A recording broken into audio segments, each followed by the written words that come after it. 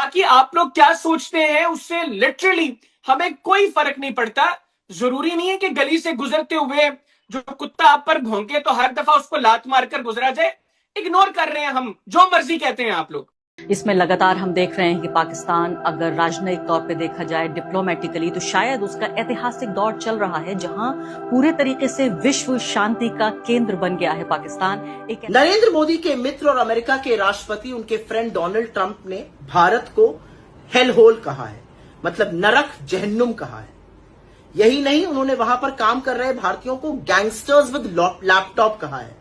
लेकिन नरेंद्र मोदी की और उनकी सरकार की इतनी हिम्मत नहीं हो पा रही है, इतना साहस नहीं जुटा पा रहे कि वो दो टूक अमेरिकी राष्ट्रपति से कहें आपकी हिम्मत कैसे हो रही है हमारे देश के खिलाफ या नाप शनाप करने की, हमारे देश का तिरस्कार, हमारे देश का अपमान करने की। ट्रंप भारत का अपमान किए जा रहे हैं और भारत प्रतिकार भी नहीं कर पा रहा। ट्रंप भारत को नरक का गड्ढा कहने वाला पोस्ट साझा कर रहे हैं और भारत इस तरह से निंदा करता है जैसे कोई बात ना हो। ईरानी विदेश मंत्री अब्बास अरागची का विमान जब आधी रात को इस्लामाबाद के एयरपोर्ट पर उतरा तो एक बार फिर यह उम्मीद जगी कि ईरान और अमेरिका के बीच बातचीत की शुरुआत हो सकती है। लेकिन ईरान और अमेरिका में आमने सामने की मीटिंग कब होगी, इसको लेकर अभी भी अनिश्चितता बनी हुई है, डेडलॉक बना हुआ है। उसकी वजह यह है कि ईरान ने पाकिस्तान में अमेरिका के साथ किसी भी तरह की सीधी मीटिंग से फिलहाल इनकार किया। भारत क्या सोचता है, हमारी जूती को भी फर्क नहीं पड़ता। गली से गुजरते हुए जो कुत्ता आप पर भौंकता है उसे लात मारकर नहीं गुजरा जाता। हैदर हयात खान का भारतीय एंकर दीपक को मुंह तोड़ जवाब। भारतीय भारत को जहन्नम का गढ़ा और भारतीयों को गैंगस्टर कहने पर नाराज हैं। अभी शुक्र करें उसने आपको एसहोल नहीं बोला। हिंदुस्तान को ये समझना होगा अब उनकी दुनिया में हैसियत कोई टके की नहीं, और ये सब नतीजा है पाकिस्तान से शिकस्त खाने का। अमेरिका के लिए अब भारत एक बोझ है। अमेरिका भारत पर पाबंदियां लगाने का सोच रहा है क्योंकि भारत से मंशियात मैक्सिको सप्लाई होती हैं। इंडियन तज्जियाकार का एतराफ, पाकिस्तान इस वक्त अमन का आलमी मरकज बन चुका है। इंडिया ने पाकिस्तान को दुनिया में तनहा करने की बहुत कोशिश की, लेकिन इस वक्त पाकिस्तान सफारती तौर पर अपने अरूज पर है। पहलगाम और ऑपरेशन सिंदूर के बाद पाकिस्तान का ये अरूज आया। मोदी ने इसराइल जाकर तारीखी गलती की। वो हमारा मेहमान बन के आया था वो जहाज, और अमेरिका ने बिल्कुल हमारे पानी के बाहर डोर स्टेप पे उसको ठोका। इतना ही था तो वो दूर जाके करते, हमको पहले बता देते, हम उसको शेल्टर देते। वो निहत्था जहाज था यार, उसमें कोई हथियार नहीं थे। वो तो एक्सरसाइज करने आया था हमारे साथ। निहत्थे जहाज को मार के पीठ एक्सद की, टार्जन टार्जन क्रीक बुंडोलो। क्या बकवास है ये। अबे तू अच्छे लड़ाका होता तो इस तरह के बकवास नहीं करता। जो भी हमने देखे हैं प्रोफेशनल फौजी सैनिक, वो पूजा पाठ करके लड़ाई में जाते हैं, बहुत ह्यूमिलिटी से जाते हैं। ये तो क्रीक बुंडोलो मैंने मार दिया, एक निहत्था जहाज था मैंने उसको उड़ा दिया, सारे मरने दिए, एक को मैंने नहीं बचाने की कोशिश करी, हम बड़े जालिम हैं। अबे पिट रहे हो जालिमो, पिट रहे हो। निकली या एटलीस्ट चीजें पॉजिटिव साइड पर चलना शुरू हो जाएं। दूसरा, कल हम लोगों ने खबर सुनी कि भारतीय फजाइया का एक और जहाज इंडियन ऑक्यूपाइड कश्मीर के अंदर गिरकर तबाह हुआ है। हम लोग बड़े कंसर्न है इस हवाले से, क्योंकि पाकिस्तानी सोच रहे हैं कि अगर भारतीय फजाइया का एक के बाद एक जहाज इसी तरह तबाह होता रहा तो फिर दौरान जंग हम क्या तबाह करेंगे। तो कुछ जहाज आप लोग हमारे लिए भी छोड़ दें। नरेंद्र मोदी के मित्र और अमेरिका के राष्ट्रपति उनके फ्रेंड डोनाल्ड ट्रंप ने भारत को हेल होल कहा है, मतलब नरक जहन्नुम कहा है। यही नहीं, उन्होंने वहां पर काम कर रहे भारतीयों को गैंगस्टर्स विद लैपटॉप कहा है। लेकिन नरेंद्र मोदी की और उनकी सरकार की इतनी हिम्मत नहीं हो पा रही है, इतना साहस नहीं जुटा पा रहे कि वो दो टूक अमेरिकी राष्ट्रपति से कहें आपकी हिम्मत कैसे हो रही है हमारे देश के खिलाफ या नाप शनाप करने की, हमारे देश का तिरस्कार, हमारे देश का अपमान करने की।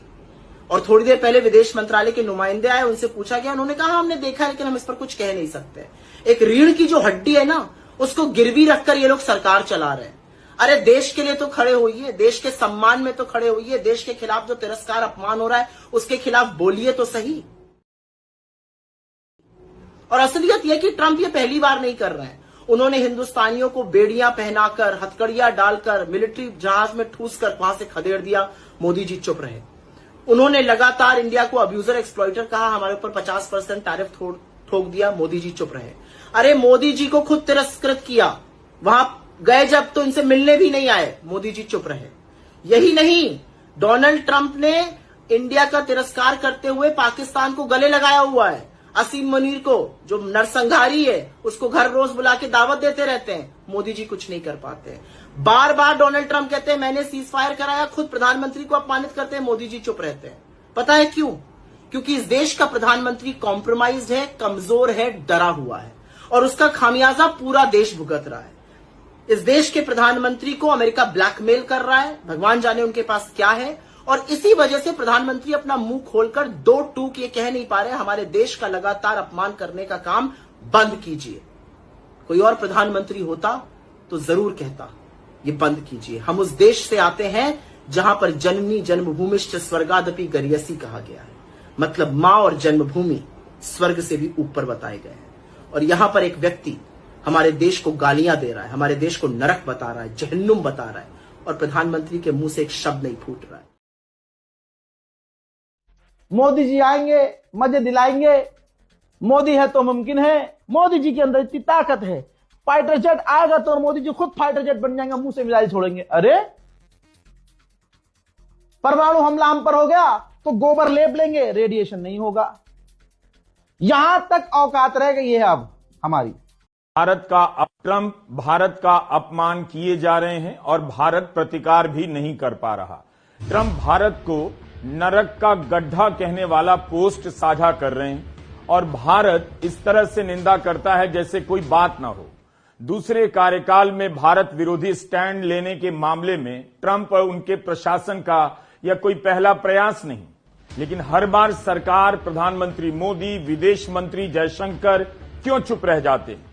अमेरिका के विदेश मंत्रालय ने एक नई बात और कह दी कि अमेरिका में फैले फेंटेनिल ड्रग के क्रिमिनल नेटवर्क को रोकने के लिए टारगेटेड आर्थिक प्रतिबंध लगने जा रहे हैं।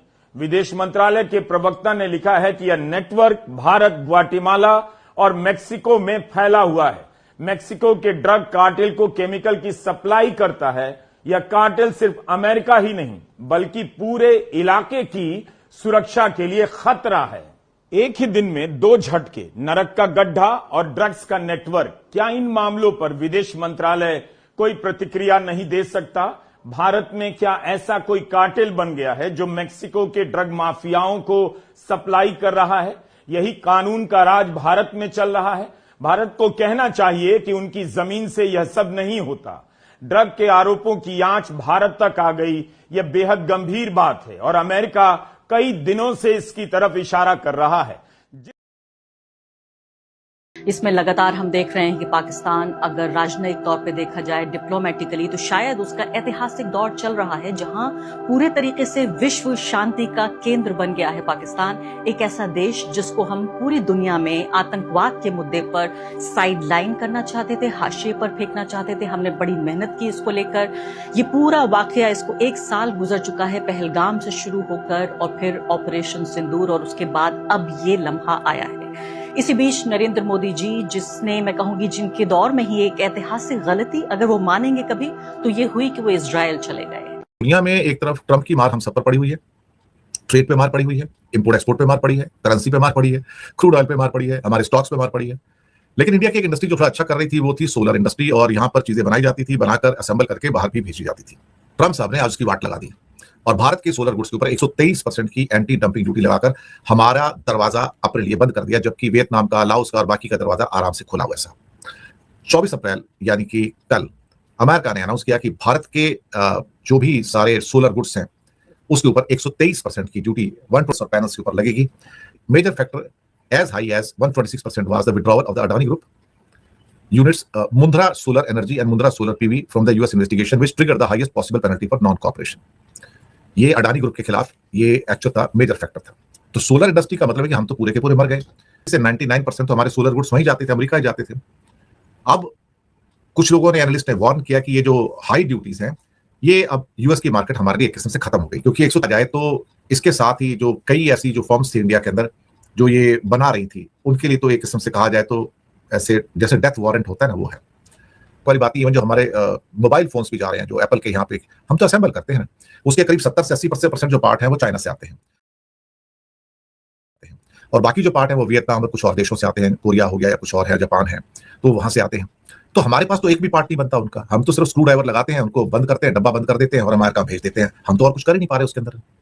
हमारे पास टेक्नोलॉजी नहीं है, हमारे पास कोई ऐसी एक्सपर्टीज नहीं है कि जो हम उसके कंपोनेंट्स या आईसीज या चिप्स वगैरह बना सकें, मदरबोर्ड्स बना सकें, या मोबाइल फोन के कैमरास बना सकते हैं, उनकी मेमोरीज बना सकें, हार्ड डिस्क उनकी बना सकें, बैटरी बना सकें, कुछ भी नहीं हमारे पास, तो कुछ भी नहीं उसका, सब चाइना से, वियतनाम वगैरह से बन के आता है। तो जब तक हम ये एक्सपर्टीज नहीं पैदा करेंगे तब तक दुनिया में हमारा वजन नहीं बढ़ेगा। और हमको अगर यही काम करना है कि हमको सिर्फ असेंबल ही करना है, वहां से 4 पुर्जे मंगाने हैं, पेचकस लेके आना है, स्क्रू ड्राइवर लेके उसको कसना है, पैकेट में डालना है, बंद कर देना, तो ये फिर मैन्युफैक्चरिंग ना हुआ ना। तो सोलर भी तो हम वही कर रहे थे ना, 99% कंपोनेंट्स हम चाइना से इंपोर्ट कर रहे थे, यहाँ आके उसको असेंबल कर रहे थे, स्क्रू ड्राइवर लगाया, कसा, डब्बे में बंद किया, मेड इन इंडिया का डब्बा लगा दिया उसके ऊपर और भेज दिया। तो नेचुरली अमेरिका नाराज होगा ना, फिर तो डायरेक्ट चाइना से मंगा लो, तो चाइना से इंडिया आएगा, फिर इंडिया से अमेरिका जाएगा, इससे अच्छा वो कहेगा चाइना वाला खुद ही मेरे को भेज दे। ये सारा चक्कर था। तो वैसे हम वॉर के चक्कर में मरे पड़े हैं ऊपर से। लेकिन इंडिया के जो ट्रेडर्स है ना, ये मैन्युफैक्चर तो है नहीं ना, ये भी तो बदनामी वाली बात करते हैं ना, ये भी हमारे लिए कोई अच्छा काम थोड़ी कर रहे हैं अल्टीमेटली। दोस्तों, डिप्लोमेसी के हवाले से खबर मिली है और खबर यह है कि सैयद अब्बास आरिक्ची, जो कि ईरान के फॉरेन मिनिस्टर हैं, वो एक ट्रिप पे जा रहे हैं। क्या वो पाकिस्तान जा रहे हैं? यस। पर क्या वो वहां पे अमेरिकन से मिलेंगे? नहीं। अब हो क्या रहा है ये मैं आपको बताने की कोशिश करूंगा। एक्चुअली 3 देश जा रहे हैं वो, एक ओमान जा रहे हैं, एक पाकिस्तान जा रहे हैं और फिर उसके बाद वो रशिया जाएंगे। इस पूरे में चाइना का एंगल क्या है ये समझना बहुत आवश्यक है, बहुत जरूरी है। अब मैं आपको समझाता हूं एक एक करके कि वो जा क्यों रहे हैं। सबसे पहला ओमान। ये जितने भी मुस्लिम देश थे जिसके ऊपर ईरान ने बमबारी करी है, ओमान से लेकर जॉर्डन तक, मुझे लगता है कि जो थोड़ी बहुत बातचीत है ईरान की, बातचीत सभी से होगी, ट्रैक टू तो सभी के साथ होगा, ऐसी बात नहीं है, लेकिन जहां ज्यादा बातचीत है वो ओमान है। तकरीबन 25 या 26 फरवरी को ओमान के ही फॉरेन मिनिस्टर का एक बयान था कि साहब Iran has agreed to a deal. Iran ने बोला है कि साहब हम अपना न्यूक्लियर वाला मामला वेपन्स की ओर नहीं ले जाएंगे, और 8-10 चीजें थी उन्होंने अनाउंस भी कर दिया। लेकिन उसके 24-36 घंटे के अंदर अमेरिका और इजराइल ने मिलकर ईरान के ऊपर हमला किया था। Now this is all part of, जिसको कह सकते हैं part of history, this is recorded, ये हुआ था, ये मतलब ऐसी कोई बात नहीं है, इसमें कोई डिस्प्यूट वाला मामला नहीं है। और स्क्रीन पे आप देख भी सकते हैं कि ओमान के फॉरेन मिनिस्टर ने क्या बोला था। उन्होंने लिटरली अनाउंस किया था कि यार सब कुछ डील हो गई है ईरान के साथ, ईरान मान चुका है। तो ये एक कारण है जिसकी वजह से मिस्टर आरिक्ची जो है वो ओमान जा रहे हैं। एक तो ये बात है। दूसरा कारण ये है कि अगर आप स्ट्रेट ऑफ हॉर्मुज को देखेंगे तो स्ट्रेट ऑफ हॉर्मुज सिर्फ ईरान का इलाका उससे नहीं मिलता है, उससे मिलता है ओमान का इलाका भी, जिसको हम स्ट्रेट ऑफ हॉर्मुज का वो स्पेसिफिक पॉइंट बताते हैं कि साहब ये स्ट्रेट ऑफ हॉर्मुज है, those are Omani waters and they are also Iranian waters, और बीच में इंटरनेशनल वाटर्स हैं। तो स्ट्रेट ऑफ हॉर्मुज पे उतना ही हक ओमान का है जितना ईरान का है। ये एक और मुद्दा। और तीसरी बात यह है कि ओमान के पास डिप्लोमेसी का, पाकिस्तान के पास तो कोई डिप्लोमेसी का ऐसा कोई एक्सपीरियंस है भी नहीं, और पाकिस्तान ने कभी ऐसा करवाया भी नहीं है। वो डे 1 से अमेरिका की गोद में बैठ के सिएटो सेंटो 50s-60s का आप देख लीजिए, बगदाद पैक्ट एक जमाने में हुआ करता था, और ये सारी की सारी चीजें वो अमेरिका के साथ बैठ के, अमेरिका से पैसे लेके, all this Pakistan has been doing for a very long time. तो वो एक रिकॉर्डेड हिस्ट्री है एक पाकिस्तान की, उसको भी आप मना नहीं कर सकते, टाल नहीं सकते। आप जाएंगे इंटरनेट पे रिसर्च करेंगे, आपको पता चल जाएगा। कहीं ना कहीं ईरानियों को यह पता लग रहा है कि मामला सीरियस है बहुत ज्यादा। अब वो सीरियस क्यों है और वो पाकिस्तान क्यों जा रहे हैं, यह भी मैं आपको समझा देता हूं। हमें ऐसा लगता है कि डोनाल्ड ट्रंप बात समय समय पे अपने बयान बदलते हैं, और ये सच है, ये बिल्कुल सच है। कॉन्ट्रडिक्टरी बातें करते हैं, ये भी सच है।